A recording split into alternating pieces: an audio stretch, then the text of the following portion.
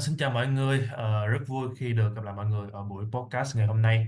Như đã chia sẻ trước đó thì podcast của mình nó sẽ không chỉ đơn thuần hướng tới những câu chuyện về làm nghề, về IT, về technical, về về công nghệ, mà nó sẽ còn liên quan tới những cái sở thích cá nhân như là về thể thao này, như cuộc sống này, như là những cái gì liên quan tới cuộc sống xung quanh như là thức ăn, đồ uống hay là một cái chân lý cuộc sống nào đó. Và ở số lần này thì chủ đề của chúng ta sẽ liên quan tới môn thể thao vua, một đó là bóng đá, một cái môn thể thao mà mình đặt rất là nhiều tâm huyết của mình rất là yêu thích. Và vị khách mời của chúng ta ngày hôm nay vẫn sẽ là một gương mặt cực kỳ quen thuộc đã xuất hiện với chúng ta ở số đầu tiên, và xin giới thiệu anh Sean Delaney, một fan bóng đá rất là nhiệt thành của một cái câu lạc bộ cũng rất là danh tiếng ngoại hạng Anh. Tuy nhiên câu lạc bộ này lại không phải là một câu lạc bộ trong top 4 hay là rất là nổi tiếng như là Liverpool, Manchester United, Arsenal, Chelsea hay là Manchester City, mà anh Sean là một fan bóng đá rất nhiệt thành của câu lạc bộ Tottenham Hotspur, một câu lạc bộ ở London. Và xin chào anh Sean. Hi Sean. Once again, thank you so much for taking time with us. How are you today? Yeah, I'm very well, thank you. Thank you Yeah. for asking, and thanks for having me on. Yeah. I'm glad to see you again for sure. And hopefully you will enjoy this show with me. For today, for sure, we do not talk about anything about your professional life, about your life working, or anything about the IT or the technical side. We are here to share our talk about on a relaxed topic. It's football. Yeah. Nice. A great idea to see you with your Tottenham Hotspur t-shirts. Can you introduce and share with me where and when the story begins? Yeah, sure. So, yeah, I've been a Tottenham fan for my whole life, and that's down to my family. Mm. My dad is a Tottenham fan, my mum's a Tottenham fan, and my Oh two wow. older brothers are Tottenham fans as Oh well. wow. Yeah, my dad's family reigns from North London. My family currently live in Southwest London. Mm. As you know, there's many London teams. Mm.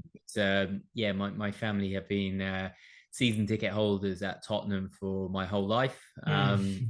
and before that as well.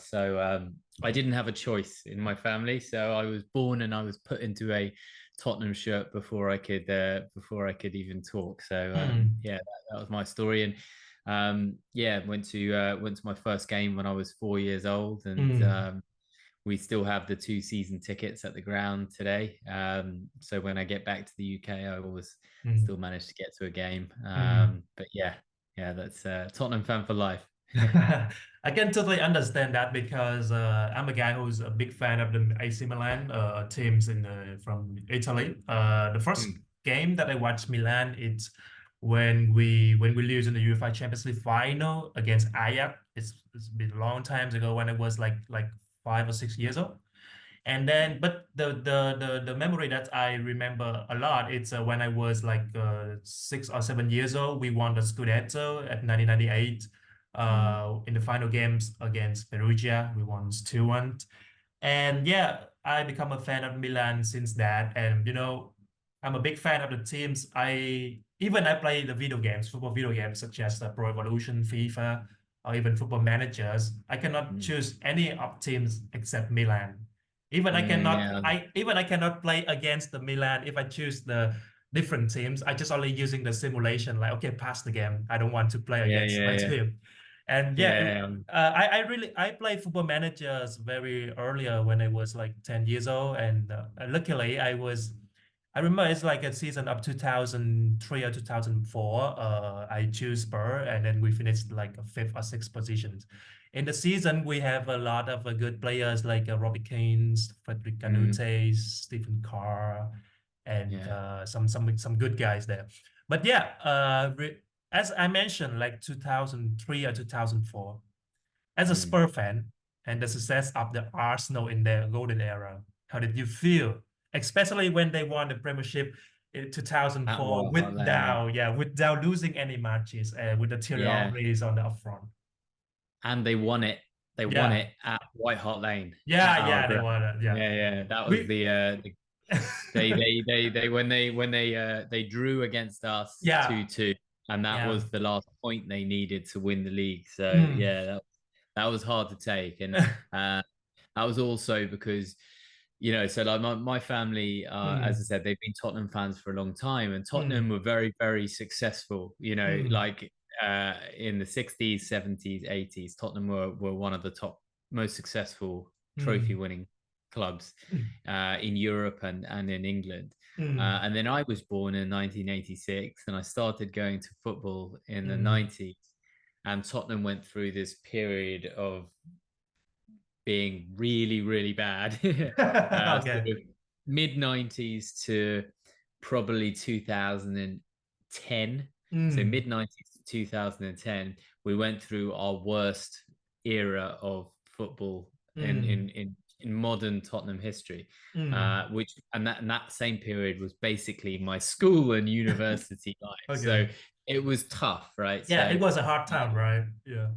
it was tough, but also I was, when I was at school as well, I was at school in the 90s, and football was only just starting to become like a global thing then. Sky Mm, Sports started in 92, 93, and that's when the money came into football. So, it was still the era that people kind of just supported where they were from. So mm. I didn't really come across, I mean, I didn't see a Manchester City fan until I was probably 30 years old.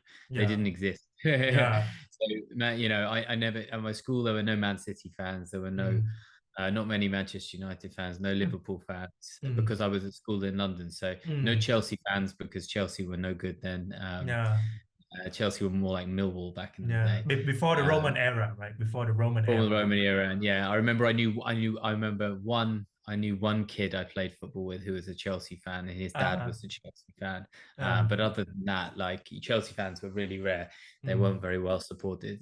mm, But I knew a lot of Arsenal fans, so that was mm, painful during that era. They were so good and we were mm, so bad. There was such a gulf in the class between the two mm, sides. And, mm, it's not like in recent times when, since 2011, Tottenham have been good. We haven't won a trophy, but we've been good. We've been, around, from second to fifth, mm, and in Europe, where mid 90s to 2010 we weren't in Europe, we didn't win anything, we were always in the bottom half of the table, and it mm, was but that's not why. I think the modern football fan focuses on winning things and stuff like that. But proper football fans like you and me, for me, it's not about winning things. It's about the atmosphere and mm, the sense of family that I get. And mm, in the relative recent success of Tottenham, I'm not more happy now than I was. I mm, loved going to White Hart Lane every mm, week, even when we were really crap. It was mm, that's the buzz of being a football fan and being part of the family, and mm. it's not about the result. Yeah, cool, cool. It helps. So yeah, as you already mentioned about the Chelsea, Spurs, Arsenal, Manchester, as we know, there are so many famous football clubs in London, such as Mhm. Chelsea, Arsenal, Spurs, Fulham, West Ham. But in the animosity between Arsenal and Spurs seems to be the greatness. Can you explain why? Seems like Arsenal and Spurs seems like a seriously like a truly rivalry. Can you explain Yeah, the game is like we say we can say like the big Sunday match could be Arsenal and Chelsea, but actually sometime when I heard Spurs versus Arsenal, it's something different. It could be like history, yeah, it's a especially Sean Campbell's move from Spurs to Arsenal. But I think there's more long reasons. time. Yeah, long term. But can Yeah, you yeah, yeah. explain So I more mean, about that? Yeah. Tottenham and Arsenal is the biggest London rivalry Mm, by a long way, mm, because it goes back. You know, again, I've been brought up in a family of lifelong Spurs fans. So when I mm, was a kid, I basically had history lessons from my family talking to me about the history of Spurs. So my knowledge mm, of Spurs goes way back. But mm, Arsenal used to be a South London team, so they mm, used to be called Woolwich Arsenal, which is in South London, and mm, then in the I don't know. I think in the 1920s, maybe, mm, yeah, just around the time of the First World War, they mm, moved. They moved from Woolwich to North mm, London, and they mm, moved right next to Tottenham. mm, Obviously, Tottenham didn't like that, and that is where the rivalry started. Is back in the 1920s. mm, And then there's loads of other stories that have happened along the way, like uh, Oh God, I'll probably get my facts wrong. It's a long time since I've told someone or talked about Mm, this, but it was again around the 1930s or something like that, when football was a little bit more corrupt, and it mm, didn't make too much sense. But uh, I think the old chairman of Arsenal was very well connected with the league, and he managed to sort of fix some of the results. And it basically mm, ended up Tottenham got relegated and Arsenal got promoted from the division below, mm, not through footballing or results-based reasons, but due to some sort of level of corruption. And that furthered that is mm, basically where the rivalry was born out of. mm, Um, and then throughout, then it's just grown and it's grown and it's grown. But Tottenham and yeah, every London derby has a sense of rivalry. mm. But Tottenham Arsenal is another level. Yeah. When you talk about Man City, Man United, or Man United, Liverpool, Liverpool, Everton, Tottenham Arsenal is up there with one of the strongest rivalries, and it's Mm, nice because it always means that form goes out of the window in a rivalry. mm, Even that period when we were really bad in the late 90s, early 2000s, we were really, really bad, and Arsenal were incredible. But we mm, still used to beat them occasionally in the London derby, because your mm, league form goes out the window, and it's just like a one-off cup final, and the mm, atmosphere is amazing, and mm. yeah, it's Yeah, enjoyable. yeah. For me, Spurs is a team that have a good memories. The first impression that I always think about Spurs is we have a T-shirt with the a slim fit with the Kappa. It was a sponsorship, I Yeah, remember.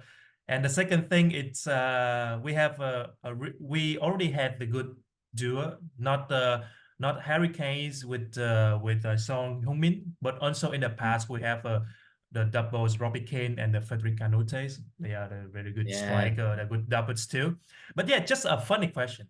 There is a lot of the football fans who call Spurs is a team without a winning mentality. No trophy hmm, for a while. As I know, as I remember, we won the last trophy is a League Cup in 2008, right? hmm, When Luka Modric and Dimitar Berbatov, I don't know, I cannot remember, still playing for the Spurs. But when you yeah. hear that, how did you feel? And in the football right now, building a team with the young and the potential players and having a good financial system, in general, in your opinions, it's better than burning a lot of money to buy the top tier players and win Yeah, the yeah. trophy, shortens time to win the trophy like PSG, Manchester City this time. Yeah. Yeah, totally. I mean, of course, we've gone far too long Mm, without winning a trophy. And you look at yeah. some of the sides that have won trophies, who Mm, who who uh, don't have much about them. When you see the likes of like West Ham with a bang mm, average team winning a European Cup last year, it's mm, painful to take, and yeah. it's only down to our own doing. And we've created this term of being Spursy, and yeah, it's a weird one because, just for being in and around where we've been for so long, we should have won something. So that tells you there is that element. There's a mentality that comes the longer you go without winning a trophy, Mm, because we've been in 5 or 6 finals over that period and not mm, won them.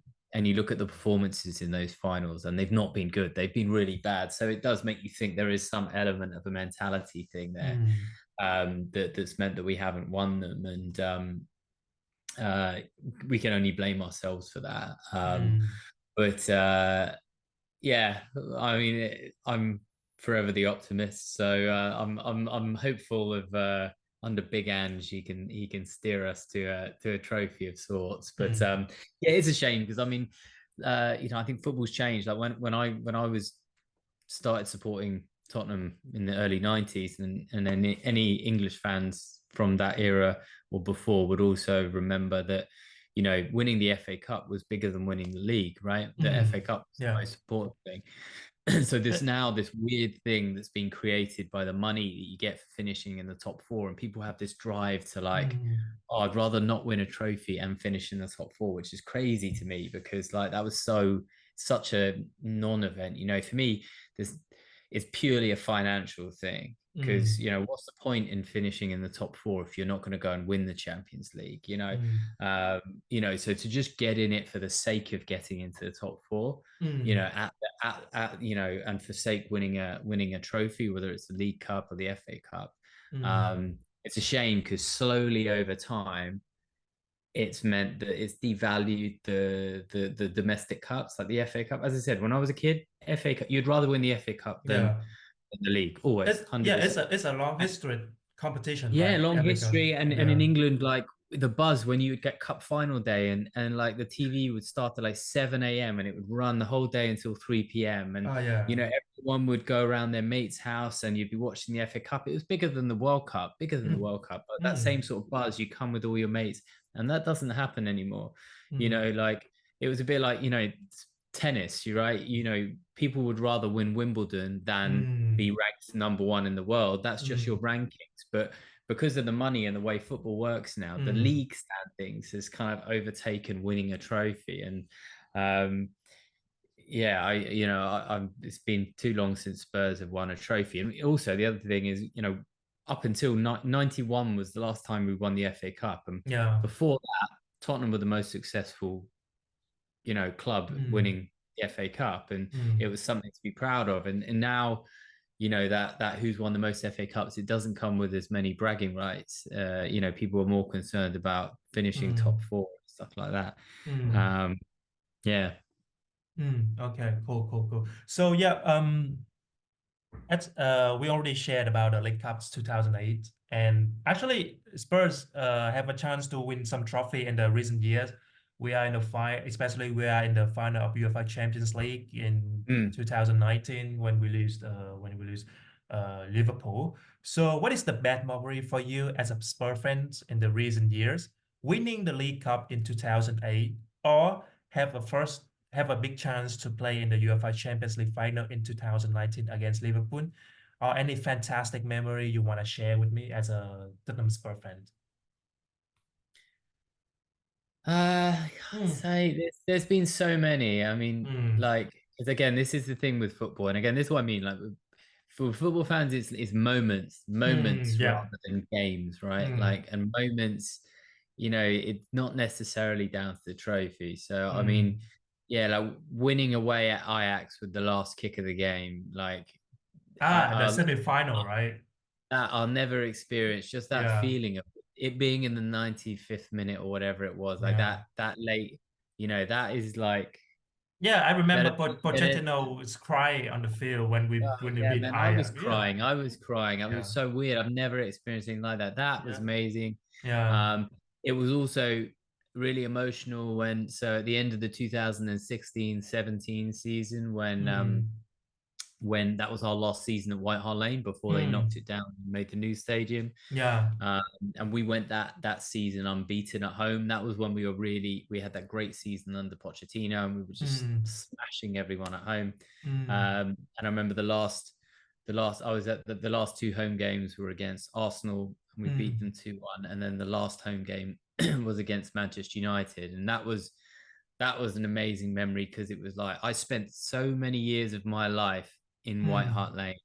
I've spent so many years. I probably walked that Seven Sisters Tottenham High Road from Seven Sisters Station to White Hart Lane Wow. Oh. more times than I've done any other journey in my life, right? Because Mm, I've done it, 20 times a year since I was mm, 4 until, 37.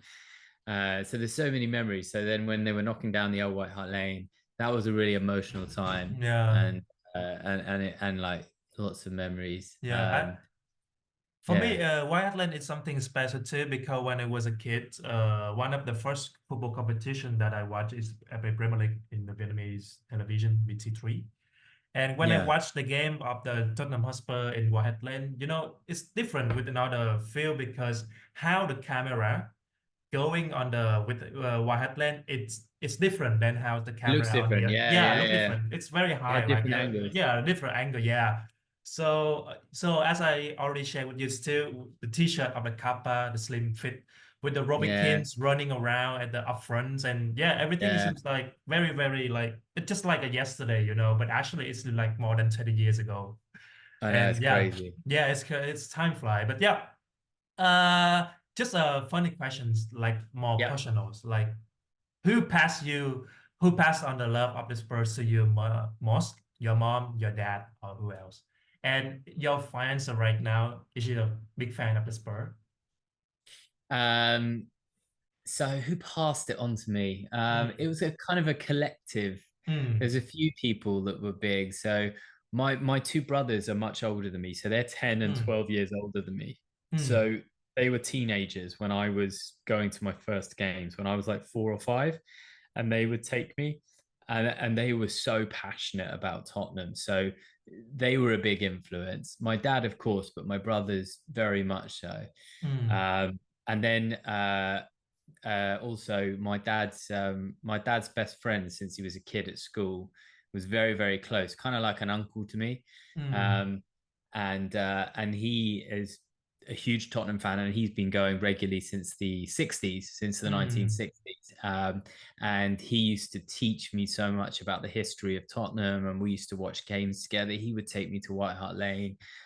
So yeah, combination of my family and this guy John, who's still a good family friend to this day. Were mm. big influences. And then yeah, I've got Molly into she's a Tottenham fan now. I've converted her.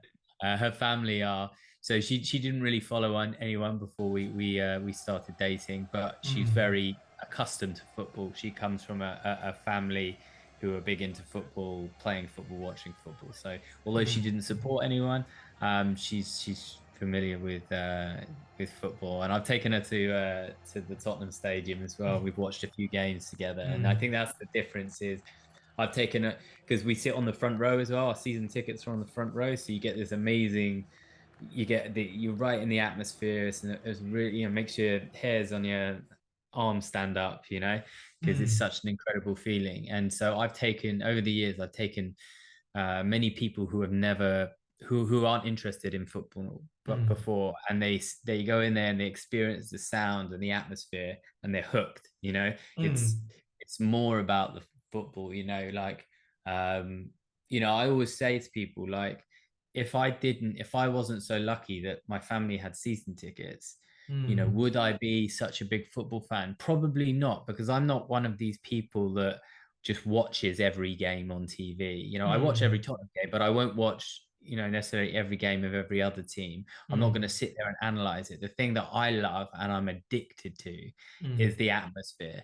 When mm, you go to the games and you're there and you're in the pub beforehand with all the fans, or it's an away game and you're getting a train up to Newcastle or mm, Sunderland or Liverpool and you're with the fans, like, and then the result doesn't matter. I don't care mm. about the result. For me, it's about the atmosphere, the feeling, the pub Ah. beforehand, the pub after, the train home afterwards. Sometimes you're happy, sometimes you're crying, but like that's that's what I love. And Mm, when I take people who have it's their first game or they're not interested in football before that, they go there and they're always like, wow, like this I get, you mm, know, they understand that. And yeah, I think mm, that's cool. Molly's experience. Yeah, cool, cool. So to compare with the previous seasons, there's the very big step on this season, right? We lose Mm, Harry Kane as a striker, the main mm. striker.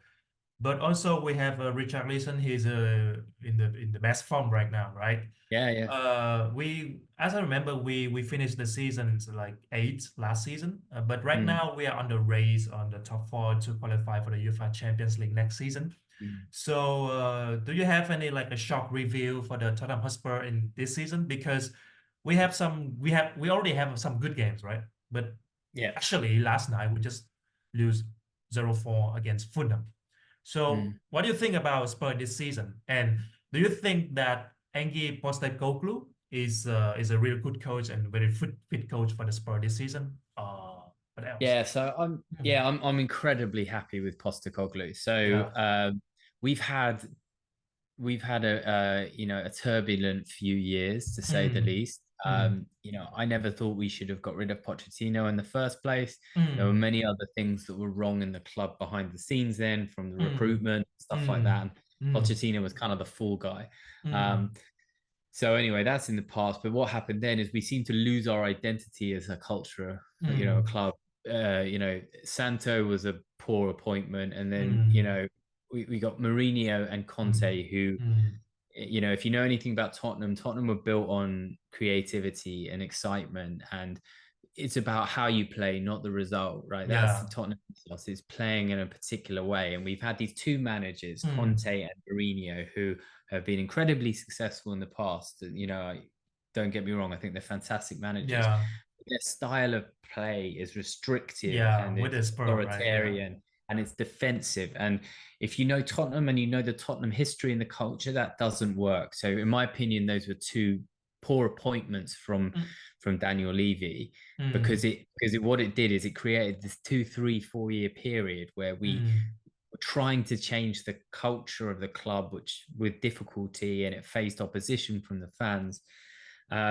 You know, so and then what happened was over the the back end of the summer, Conte leaves, which again was the right thing Mm. for the club and for him. And so if you'd asked me at the beginning, if you'd asked me in the summer, how are things looking? I was distraught. I was like, Yeah. This because very there disappointed, was right? Yeah. too much to change in a short Yeah. period of time, and I had no faith that we would appoint the right person. Mm. And I'm not going to lie, I didn't know enough about Postecoglou. I saw his Mm. career, but when I started to understand and research him, I started to think, hold on, actually, this guy is a guy that has a style of playing. He doesn't change for anyone, Mm. and um, and he plays football the way that Tottenham have been built on, which is Mm. attacking football, creative. So we're like, okay, let's see how this goes. But my expectations at the start of the season was, even if Postecoglou would be the great choice, even if Mm. he is, what you're asking to do is change an entire culture of the last 3 or 4 years, which is defensive football, and Mm. suddenly turn it into this attacking, free flowing football. So that takes time. That takes a long time. So even if Postecoglou would, at the beginning, this was my thoughts in the summer. I was like, if Postecoglou is going to be a success, Mm. success for me would be top 10 this Mm. year. Oh That was wow. what I was saying in the summer, Mm. because there was so much that needed to change. We had so many players that didn't fit an attacking football because it was the remains of Conte and Mourinho's defensive Yeah. football. Mm. Slow, can't play a high line in defense. Mm. Um, you know, not creative midfielders. The creative midfielders weren't playing like Sarr and Basuma and stuff like Yeah. that, Mm. and playing counter-attacking football, Mm. which didn't suit us. So the fact that Postecoglou has come in and we're now sat here saying maybe Champions League, Mm. like that's incredible, because Mm. I was realistic. I was not optimistic, not pessimistic. Like if you'd have told me at the beginning of the season that we would be in and around the top six, I wouldn't have believed you, because Yeah. there's too much to change. And Mm. that's not even talking about the Kane departure. That's just the fact that we've got a squad that's made for defensive counter-attacking football. We don't have huge amounts of money, so we can't just Mm. go and buy. And Mm. you've got to then change the training and the mindset and the mentality of a team that's built to defend, Mm. to turn them into this. And as well, like to change a culture of a side takes a long time. So the fact that Postecoglou has got us playing this really good, exciting football in Mm. his first season, for me, I'm incredibly happy, Yeah. because this season, in my mind, if we get Champions League, it's a bonus. I'm not expecting it. I'm not Yeah. expecting it. Now the fact that we're there or thereabouts, it's a great opportunity. But at the start of the season, I didn't have those expectations. So for me, Postecoglou, because he's doing something revolutionary at Spurs, Mm. we can't judge him on this year. It's too much to change in a year. Mm. So anything good is a bonus. But I say, let's see who we bring in the summer transfer window. And then next season, that is a chance to really, stake a claim. So Yeah. I'm super happy. I was really worried at the beginning of the season. So the fact that we are where we are, I'm okay with that. Even it's a bonus, but everybody wants it, right? Every club won the UEFA Champions League. It's not about the financial situation, but it's about like you will meet top tier clubs Top in teams, yeah, European. of course. Yeah, everybody Yeah. want it. Okay, so there is another change about Harry Kane when he decided to move to Bayern Munich. We changed the captain too. So the new captain but is become is Son Heung Min. Mm, Spurs is very famous now, especially in the Korean market. So, what do you mm, think about our new captains? So, Son seems to become a legend of Tottenham Hotspur. mm. Is he still in a good form this season? And what do you expect about him this season and maybe next season? Yeah, I mean, I think the thing with Son is Mm, everybody knows he's a fantastic player. He's sort of a player equivalent of Postecoglou, where mm, it doesn't matter who you support, you mm, love you love Son, right? Whether you're yeah. an Arsenal fan, I speak my friends that are Arsenal fans or Chelsea fans or West Ham fans, they love Mm, Son, right? They mm, love him, mm, and there's not many players that have that likability across mm, all teams. Um, and that's just because he plays with a smile on his face. He's mm, respectful. He's a really nice guy, but he's brilliant. He's really, really good, exciting player. Um, but you speak to anyone that plays with him, from the Korean national team to when he played in Germany, to mm, Tottenham teammates past and present, and they all talk about him as a leader. And you see it. He's passionate. He's incredibly vocal. Yeah, he on paper, he's a better leader in my opinion than perhaps Lloris, mm, or even Kane for England, because he is so vocal and he is mm, so respected in every mm, dressing room. mm, When Son talks, you listen. Is what most people seem to say about him, um, from a teammate perspective. mm, But you look at how he talks to people. He's passionate, but he's encouraging. He's great with the young players. He's really, really great with the young players. And he's just got that Korean lovely charm about him. I mm, think he's so likable. He's yeah. really respectful, and I think he just ticks the boxes. So for me, it was an easy choice for him to have as captain, and probably one that if we had found a replacement keeper for Lloris maybe 2 or 3 years before, I think maybe it would have happened 2 or 3 years earlier. Mm. Yeah, but actually, it's different when he's back to the national teams. South Korea, they didn't have Mm, a successful Asian Cup. They was mm, eliminated by Jordan in semifinal. But the most prominent and the memorable incidents were the fighting scandal between him, mm. Son, and a new guy, the new star of the South Korea's Lee Kang-in, who's playing in the PSG. Yeah. There are some sort that I already read and watched on the internet that even that Song was forced to act and start the fight first. I think Mm, you don't believe that too, right? Because as you mm. mentioned, Son is a very friendly guy. Son is a good guy and has a lot of the respectful on in the dressing room, right? Yeah. Yeah, Mm, no, but I think, I mean, so there's a couple of things with that scandal. For mm, one, I think they both came out, and there's that picture of them hugging, and yeah. the younger guy apologized and he owned Mm, up for his mistake. And Son said, please don't demonize this guy. Please treat him with respect. mm, It was just a coming together. So I think, again, that showed Son's great character, um, in looking after the youngsters. But if you read about how it started, it's everything that Son stands for. There was a couple of young players that wanted to leave the team dinner early to go and play ping pong, and Son, again, from hearing about him as a person, he's mm, built on respect. Respect. Everybody sits down, they eat together, you get up and you leave together, you don't go off, you don't mm, talk when somebody else is talking. All of these, mm, just not about football, just really good mm, human values. And I think if you cross the line with Son, then there's no more Mr. Nice Guy. And I think that's a mm, great characteristic as well. mm, So I think he stood up for what he believed in, which is all about respect and stuff. mm, And so I like to see that. I mm, like to see that he has that level of authority as well. You look mm, at great leaders of the past and you hear about similar things. Roy Keane, Patrick Vieira, people like mm. that.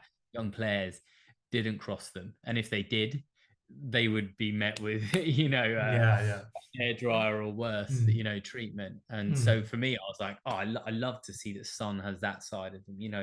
You don't mess with your elders, and don't mess with mm. tradition. So Okay, so the good comeback seasons, we also have another player who's I think it could be safe in this summer because the very very low form of him in the last season. We have another guys with the son Richarlison.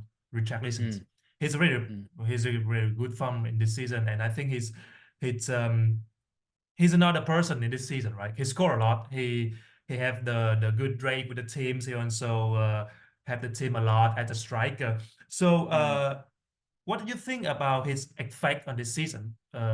Because of the new style of the Spurs this season, not the defensive style, but now attacking style from the new mm. coach, or any different reason that make Richarlison is the different players in this seasons now? Yeah, so I think a number of reasons. I think Mm, Kane leaving helped, mm, not just because it created more freedom for Richarlison to shine, but actually, mm, if you research, if you look at Postecoglou and the way that he mm, sets his teams up, mm, actually, Harry Kane doesn't really work in his system. If you look at historically how Postecoglou plays, mm, that position of Harry Kane mm, doesn't really exist in his systems, where the Richarlison does.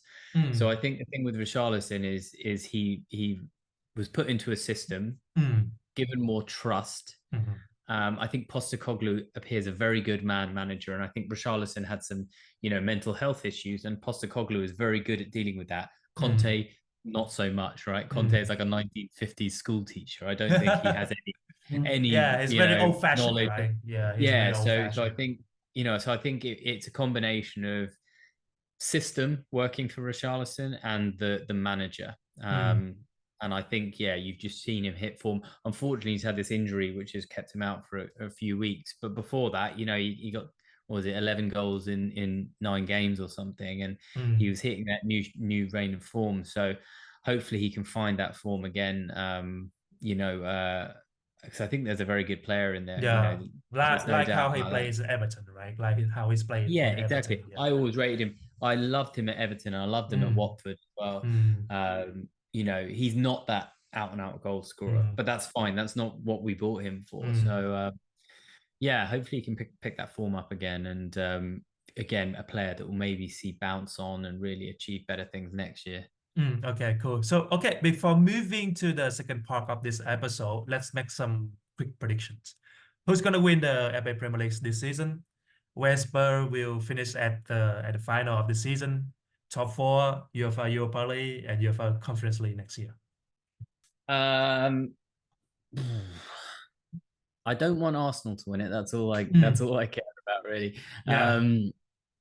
Uh, but they are looking very good, frustratingly. Mm, I hope it's Man City mm, out of those. And I think this is normally the time where they start to click into motion and just they become this absolute machine that just goes mm, win, win, win. Um, so I'll have to say City again, just because they do look so good in every mm, department.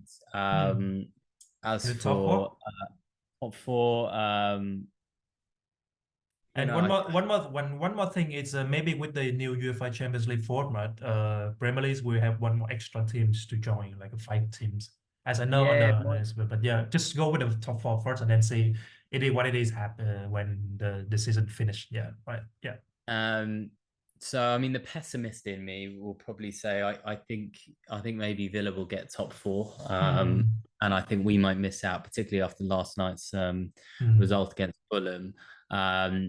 But it'll be interesting because Tottenham will decide who wins the league pretty much mm, because we've got 3 games in a row which are mm. Manchester City, Arsenal, and then Liverpool. So All right. yeah, as I think Klopp said that Tottenham will have a say on who ends up winning the league based on Mm, those results. mm, That'll be an interesting one.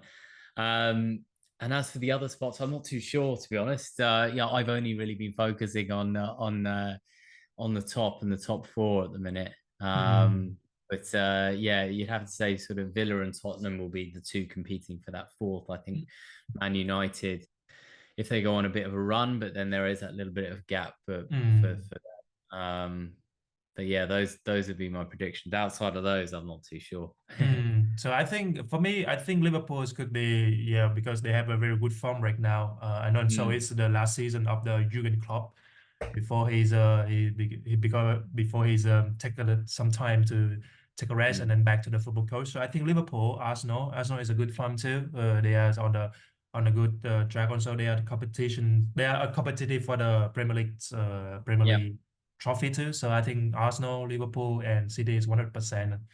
And I think the last one maybe I still believe that Spurs can do that because Aston Villa he has a wonderful season right now, but he does they don't have I mean the starting 11 players they very quality, but the substitution they don't have a good substitution, or they don't have the the, the the good number of the players for the long run like the Premier League. So I think Spurs Yeah. could be finishes at the four and Villa at fifth for the Europa League. Maybe Mm. Villa and United for the Europa League, but I don't know because as I mentioned, we could have the maybe the next the fifth ticket for the UEFA Champions League with the new Yeah, yeah. format. So maybe Villa, United at six, seven. It's tough, but yeah, I think sevens could be Brighton maybe because Yeah. Chelsea is not a good fun too. They very they can win the game, but then after that they could lose very easy. So I don't think Chelsea can do something. But yeah, we have Brighton, Villa, United. Yeah, Yeah. yeah. Okay, so this is what we have for the first part. The second part could be more interesting. You can't handle this. Here we go again. Hey, loser! Gotta be kidding me. Why are you so slow? I don't have all day here. What are you doing? Come on, move You're doing it. it all wrong. I don't have all day here. You're doing it all wrong. Why are you so slow? Hey, you loser.